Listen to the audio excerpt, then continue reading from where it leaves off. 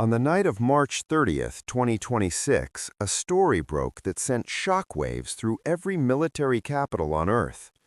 Hundreds of America's most elite soldiers, Navy SEALs, Army Rangers, Delta Force operators, had quietly, secretly landed somewhere in the Middle East. No press conference, no official announcement, no fanfare. Hundreds of U.S. Special Operations personnel, including Army Rangers and Navy SEALs, reached the Middle East as Washington increased its military capabilities. CNN. These are not regular soldiers. Navy SEALs train for years in some of the most brutal conditions on the planet. Army Rangers are the ones sent in first when nobody else can do the job. Delta Force, America's most secretive unit, does not even officially exist on paper. And right now, all of them are sitting somewhere in the Persian Gulf, waiting for one man's decision. Donald Trump has not yet told them where to go. The commandos have not been assigned specific missions, officials said, speaking on condition of anonymity, NPR. But the targets are already on the table. 3 of them, each one more dangerous than the last. This is the story of what is really happening right now, the story the headlines are not telling you in full. The special units, the secret missions, the panic inside the White House, and the decision that could change the entire world. Let's go. To understand why hundreds of America's deadliest soldiers are now sitting in the Middle East waiting for orders, we need to go back exactly 31 days. February 28, 2026. The United States and Israel launched a massive, coordinated military strike on Iran. The operation was called Epic Fury. In the opening hours, American B-2 stealth bombers, the most advanced aircraft ever built, dropped bunker-buster bombs on Iran's nuclear facilities at Natanz, Isfahan, and Fordo. Iranian air defenses were overwhelmed. Iranian Supreme Leader Ali Khamenei was killed in one of the strikes. Trump went on television and called it a tremendous success. But here is what he didn't tell you. The bombs did not finish the job. The U.S. bombing campaign that struck 3 Iranian nuclear facilities did not destroy all of Iran's highly enriched uranium stockpile, the material needed to create a nuclear weapon.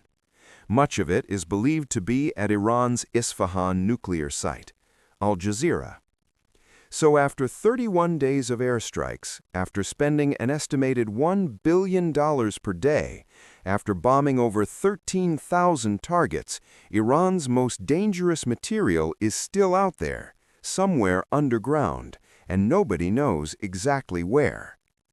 Meanwhile, Iran closed the Strait of Hormuz, the narrow waterway through which a quarter of the world's oil travels every single day. Oil prices exploded. American families started paying nearly $4 a gallon at the pump. Over 300 American troops were wounded. 13 were killed. And Trump's poll numbers began to collapse. A Pew Research Center survey of 3,524 U.S. adults found that majorities of Americans say striking Iran was the wrong decision and disapprove of Trump's handling of the conflict, with 59% saying the initial decision to use military force was wrong. NPR. The man who promised he would never start a new war was now trapped inside one. And the only way out was to escalate. That is when the Special Forces were called. Right now, on the desks of Pentagon planners, there are 3 possible missions for these Special Forces. 3 targets, 3 operations, each one a gamble, each one potentially historic. Mission number 1, the Strait of Hormuz. The Special Forces give Trump military options in Iran, including operations that could target opening the Strait of Hormuz, take oil from Karg Island, or seize Iran's stockpile of enriched uranium. The Strait of Hormuz is only 21 miles wide at its narrowest point. Iran has lined its coastline and nearby islands with anti-ship missiles, drone launch sites, and hidden speedboat units from the Revolutionary Guard. Every day the strait stays closed, the global economy loses billions of dollars. U.S. forces could be tasked with seizing islands or coastal positions to reopen the Strait of Hormuz. The mission could be a limited ground incursion, with Marines and airborne units deploying to seize important terrain. But here is the problem. Iran's coast is not flat open desert. Iran has geography on its side. The Iranian coast has a sufficient number of islets, coves, and natural harbors that are ideal for asymmetric naval warfare. American ships and soldiers moving through those waters would face drones, missiles, and underwater mines. It would not be a clean surgical strike. It would be a fight. Mission number 2. Karg Island. The troop buildup is indicative of an American intent to lead a surgical special forces ground assault into Iran, the most apparent target being Karg Island, located about 24 kilometers off the Iranian coast, through which 90% of Iran's oil trade takes place. This is the oil mission. This is the one Trump himself publicly described when he said his favorite thing about this war was the possibility of taking Iran's oil. Karg Island is a small coral island, but it is the single most important piece of real estate in Iranian territory.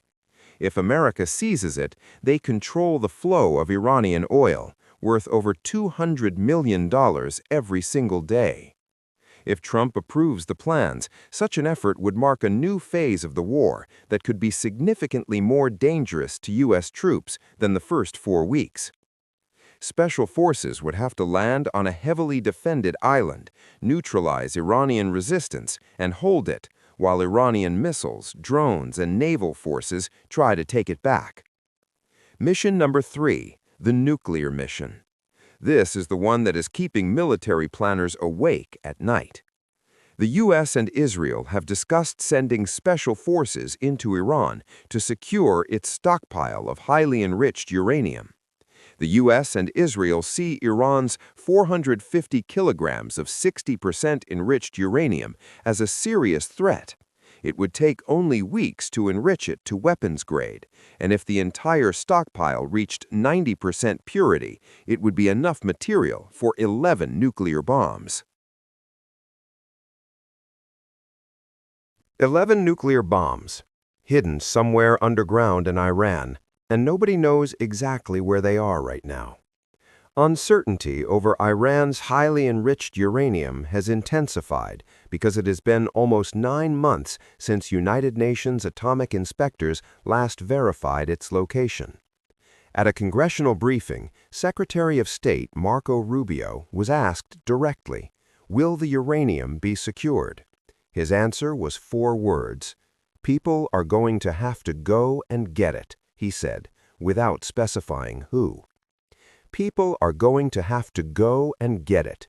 That is the Secretary of State of the United States telling Congress that American soldiers may have to walk into underground nuclear facilities in the middle of a war and physically carry out Iran's enriched uranium. The uranium is believed to be stored in multiple hardened locations, including underground facilities at Isfahan and Natanz that have previously been targeted in strikes. The material is likely contained in 40 to 50 specialized cylinders, requiring careful handling and shielding during transport. Military planners have outlined a demanding and potentially prolonged operation. U.S. forces would likely need to enter Iranian territory under threat of missiles and drones, secure multiple perimeters around nuclear sites, and deploy engineering teams to locate uranium buried in bombed facilities. Officials say the operation could take days or even weeks and would likely require the construction of a temporary airstrip to move equipment and evacuate the material. Former U.S. Central Command Chief General Joseph Votel put it plainly. He said, "This would not be a quick in-and-out operation." Now here is where the panic comes in. Because Trump is not just dealing with a war in Iran right now, he is dealing with a political catastrophe at home. And the two problems are feeding each other in a way that is becoming impossible to manage. A Pew Research poll found that 61% of Americans disapprove of Trump's handling of the conflict. A poll from the Associated Press found 6 in 10 American adults say the U.S. military action in Iran has gone too far. Even a Fox News survey found 58% of American voters oppose the war. Fox News, Trump's own network, 58% against the war. With tariffs fueling inflation, rising costs deepening public frustration, and U.S. intervention in Iran adding another layer, Trump's troubles at home and abroad are starting to resemble a set of political Russian nesting dolls. Each overlapping challenge grows larger and swallows the next. Axios. The national gas average has jumped $1 in just 1 month. Americans are already stressed by rising grocery costs and utility bill spikes. Now, every trip to the pump is a reminder of the cost of this war. Axios. And the casualties are rising. At least 13 members of the U.S. military have been killed in the war, alongside at least 1,937 killed in Iran, 19 killed in Israel, and 25 killed in the Gulf. The number of American service members wounded has grown beyond 300, with more than 24 troops injured just this week from Iranian attacks on a Saudi airbase. Apple Podcasts. More than 6 in 10 Americans say the number of U.S. military casualties has been unacceptable. Americans are less tolerant of casualties in the Iran conflict than they were even during the early days of the Iraq War. And Trump knows what that means. He lived through the political destruction that the Iraq War caused. He watched it sink George W. Bush's presidency. He ran against it for years. Trump had campaigned saying he was not going to start wars. He would stop wars. Just over 1 year into his second term, he has now authorized the use of force in 7 different countries. 7 countries. The man who promised peace is now running 7 wars simultaneously. Trump and Defense Secretary Pete Hegseth have been out there trying to tamp down the idea of nation-building or a prolonged war. Even the word war is at issue. Trump has used the word excursion multiple times to describe what is happening, and it is hardly an excursion. An excursion. That is the word the President of the United States is using to describe a conflict that has killed 13 Americans, wounded 300 more, cost over $1 billion a day, and sent Navy SEALs and Army Rangers into the Persian Gulf with no assigned missions. And Iran is not scared.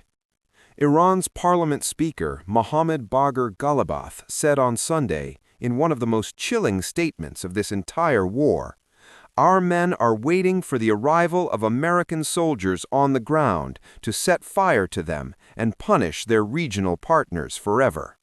Our firing continues. Our missiles are in place." Iran is not Iraq. Iran is not Afghanistan. Iran has 90 million people. It has mountains, deserts, urban centers, and a revolutionary guard that has been training for exactly this scenario for decades. Every Iranian soldier who dies on home soil becomes a martyr. Every American soldier who dies becomes a reason for Trump's approval rating to drop another point. Experts warn that the Iranians don't stand any chance of defeating the United States on the ground militarily, but they do stand a chance of defeating the United States politically back home.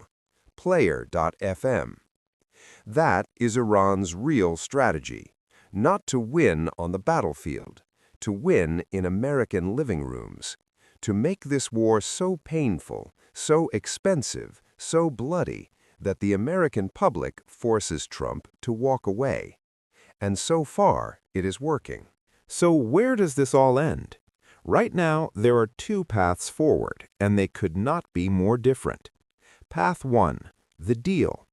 Pakistani Deputy Prime Minister and Foreign Minister Mohammad Ishaq Dar told reporters after a four-nation foreign ministers meeting with Saudi Arabia, Turkey, and Egypt and Pakistan that talks between the United States and Iran to end the war will be held in Pakistan soon. Pakistan, sitting right on Iran's border, is quietly doing what no one else can. It is the bridge between Washington and Tehran. Saudi Arabia, Turkey, and Egypt are all involved. A deal is possible. A peace framework exists. Trump has said Iran agreed to most of the points. Iran has submitted its own counterconditions. There is a narrow window. It may not stay open long. Path 2. Escalation. The total U.S. troop presence in the region now exceeds 50,000, approximately 10,000 more than typical levels. The USS Tripoli, with 3,500 Marines, is in the water. The 82nd Airborne is on its way. Hundreds of Navy SEALs and Army Rangers are already there, and Trump has not approved any ground mission, yet. Their arrival adds to a rapidly expanding U.S. presence in the region. Marines, paratroopers, and naval forces positioned within striking distance of Iran. If the deal fails, if Iran refuses, if Trump decides that the only way to save his presidency is to show strength, those special forces will get their orders, and the war will enter a phase that no one is fully prepared for. Here is the bottom line on this day, March 31st, 2026. America's most elite soldiers are in the Middle East with no assigned missions, waiting for a decision from a president whose approval ratings are collapsing, whose economy is being squeezed by a war his own supporters are turning against, and who is simultaneously trying to negotiate peace while threatening total obliteration. The special units have entered the war zone. The question is not if they will be used. The question is when and what happens after.